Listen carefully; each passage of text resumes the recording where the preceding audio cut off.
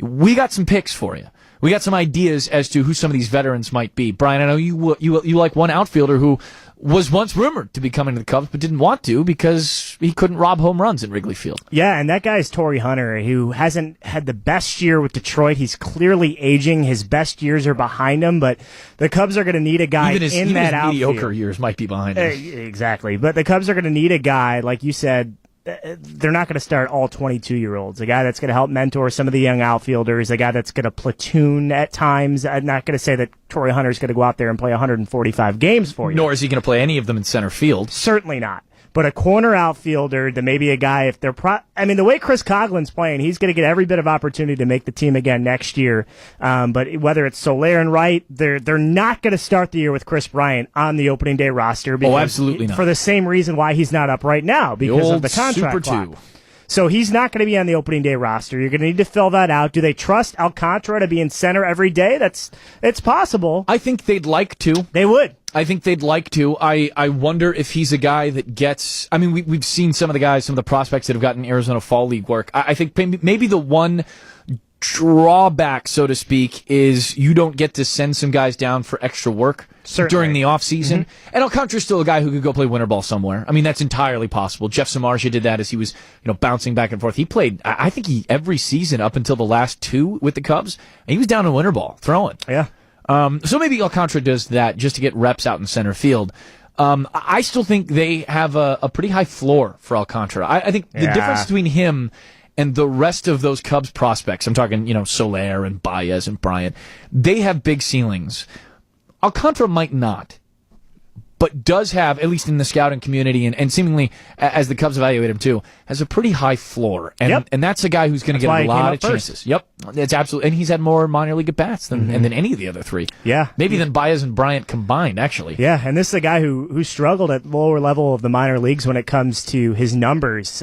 He wasn't that great on the infield. You saw the potential there, and I guess I actually had a chance to speak with Brandon Geyer, now of the Tampa Bay Rays, who came up through the Cubs system, went to Tampa Bay. Outfielder, right, involved in the Garcia, yeah. Yeah, and he's platooning out in left field for the Rays this year, actually homered tonight. But he told me that when he had a chance to see Alcantara, that guy was the first guy there, last guy to leave. And, we always talk about numbers and things I love that guy. nowadays. I've never understood how you can have that many first guy there, last guy to leave guys on the same team. It's like you've only got, but there can only be one there first. I agree, but this wasn't a coach who told me that. I mean, this is coming from a former teammate. So I asked him about Alcantara, and this was not during an interview or anything like that. Just two guys talking, and he had some very, very good things to say about Alcantara, and that's why it's not like he's been Jim Edmonds or Ken Griffey out in center field, but he's made a fairly solid adjustment to the outfield for a guy who didn't have any time there prior to a couple of weeks in Iowa before his call-up. Certainly has the athleticism to do it. But obviously, I mean, as best as anybody, reading a baseball off the bat, especially in center field, is a pretty damn tough thing to do. Yeah, it is. Center and right at Wrigley are very difficult to play. It's well known. And Alcantara might have not moved from the infield if the Cubs didn't have 84 starting shortstops in the minor league that could potentially be major league players. But I agree with you that when you look at the Cubs prospects and you talk about floors, it seems like Alcantara and maybe Bryant have those high floors, and then guys, when you think of the high ceiling, you think of Baez and Soler. Maybe have lower floors but have the highest potential. But there's a reason, like we just said, that Alcantara was the first one of the group to get called up at 22. It'll be really interesting to see, and only in as much as we haven't paid attention to Addison Russell as much as some of these other prospects, because he's a new Cubs prospect, just traded for on the 4th of July, in fact. So once you get essentially there's more tape on the kid, it'll be interesting to see where the high floor, high ceiling kind of debate comes in with him. Obviously, there's been a lot written on him nationally. Guys like Baseball Prospectus and guys like Sahadev have known this kid for a while. Certainly. Guys like the new Cubs edition, Jason Parks, have known about this guy for a while. Congratulations to him. A great add to the Cubs front office, I think, especially scouting-wise. The one bummer is that we don't get to read his stuff anymore. I know. We don't get to talk to him either. It's kind of like when Kevin Goldstein got the job at the Astros from Baseball Prospectus. I was doing nighttime shows quite a bit at the other shop during baseball season, and it's like, so I lost a regular guest. Mm-hmm. I mean, that's tough, because Kevin and I just, you want to come on at 11 o'clock? Yeah, sure, I'm up anyway. Yeah, right, exactly. He's watching some game. I mean, hey, we'll miss Jason Parks, but, kudos to him. But and to the Cubs for making the hire. It's interesting to see a lot of those clubs, a lot of smarter clubs, a lot of analytically driven clubs find the guys who can scout and do the number. Mm-hmm. You know, I mean, that's that hybrid guy. Because you talk a lot about the hybrid approach of all these front offices. None of them abandon scouting. No, which is something that kind of got lost in the sea of analytics in the last 3 or 4 years. Certainly. But to find a guy, and it's not, I think these guys are going to be rare. I don't think that all of a sudden you're going to see a generation of guys who can scout and do the numbers. I suppose it's possible, but I think the guys who can do both to the degree of being hired by a ball club are going to be rare. So to find that guy, understand that guy can do this whole thing, the whole thing, valuable. You better go grab him. You know, you better go grab him and see what you can do. And I know he's got a higher level of familiarity with the Cubs based on what his past has been writing for BP. His assignments. His assignments, right? Yeah, exactly. So you know, you might as well grab the guy who's senior prospects, maybe more than your actual scouts have. It's just the nature of how baseball works. Anyway, with these add-ons, with these more veterans, with these kind of, you know, how you look at 2015, where this roster shakes out, where the kids go. We were talking to Jed Hoyer one of the last days of the baseball, the Ball Yard show, and he made a comment about the 40-man roster. You can't have a 40-man roster of 22-year-olds. You can't have a 25-man. You can't have a 40-man. So maybe you look at a couple of guys who have had some bounced up and down in some service time, all that kind of stuff. I mean, hell, we talked about it, and I bet this guy gets scooped up by the team he's on now and signed to a longer-term deal for a reasonable dollar. But you look at a guy like J.D. Martinez, who's got, you know, options left, eligibility both ways. You figure that kind of a guy, maybe a pickup for the Cubs. I tend to think there's one free agent out there that I think makes a hell of a lot of sense for both the Cubs and the White Sox next season, and that's Russell Martin.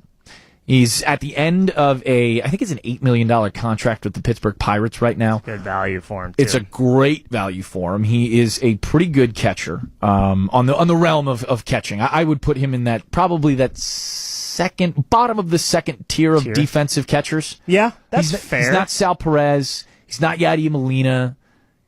Better than Buster Posey, probably. Not by a whole heck of a lot. Better than Wellington Castillo? Yeah, I think he is. I think the framing probably sets him above. I think so, too. And Welly's one of those guys, too. I mean, you talk about pitcher framing and how that's kind of reshaped the way that scouts and analytics look at catchers alike. Welly's one of those guys who's bounced up and down in those catcher framing rates. Last season, for a good stretch, he was fantastic. And then there was a stretch where he just couldn't find the baseball, apparently. So Martin has probably the edge there and is pretty good with the stick. For his age, he's having a wonderful offensive season this year. With that kind of leadership and with that kind of opening for both the Cubs and the White Sox, prospect-wise. I mean, the White Sox have no one at catcher that they really need to be married to. I mean, as much as I like Tyler Flowers as a guy, I mean, I think we've seen what Major League's pitching has done to him.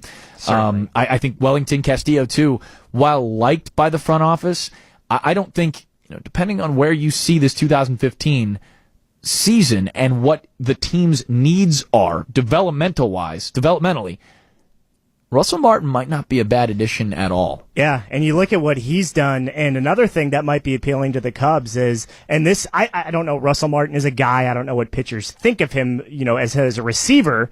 However, if you do sign a guy like that, I feel like that's an added bonus when trying to sell a pitcher on coming to the franchise. I mean, nothing against Wellington Castillo, but when the Cubs are clearly going to be targeting starting pitching, whether it be a John Lester, a James Shields, or someone of that nature. Or if you want to step back to the mid-level guys. 100%, yeah, which they've done a great job of over the last couple of years.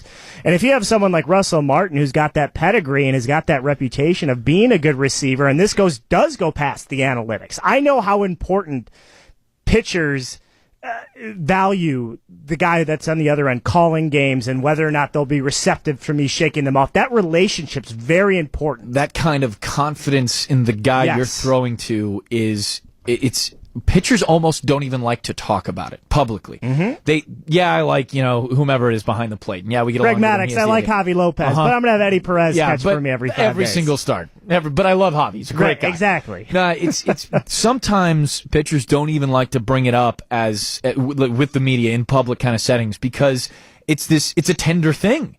It can be a tender thing, and you don't want to, especially in the case of having that backup who's a backup catcher because he's just a defensive guy and has no bat, might as well go up there with empty hands. Certainly. You don't want to offend necessarily, or don't want to put it in the bloodstream that this offensive catcher who can't really, you don't need to slight him. You need him. You need that other guy too. Yep. I mean, you mentioned it, and you've been around that kind of relationship with some of these guys. That is as important as any other thing, really. Mm-hmm. And you can't put a number on it. You can't quantify it. So it's hard to see how important it is throughout. But just hearing some of these pitchers talk about how important that relationship is, and if you bring in a guy like Russell Martin, maybe that does appeal to some of these guys. And I'm not saying that they don't like Wellington Castillo. They don't like catching him. And he could still, the catchers don't play 160 games a year. You could still have two catchers that see significant time. Russell Martin's aging, but I tend to agree with you. And we haven't even talked about the White Sox and being a fit there, but I think both clubs could really afford to look at a guy like Russell Martin. I completely agree with you, and that it's a move that can both be a bridge kind of move or a go get it move. If you're the White Sox, I mean, this is, you look at the way that rotation could shape up. You're not telling me that you wouldn't mind Carlos Rodon throwing to a guy who knows his way around the plate a little bit. Yeah. I think that'd be a pretty 2 decent years, look. $20 million, like you said. 2 years, $20 million seems pretty good for me. Yeah. I mean, I think we probably ought to call Russell's agent and tell him to go ahead and get things set up here in the town. 312-235-2525 is the phone number. The folks from Butcher and Burger are here. We'll talk to them next on 87.7 The Night Game.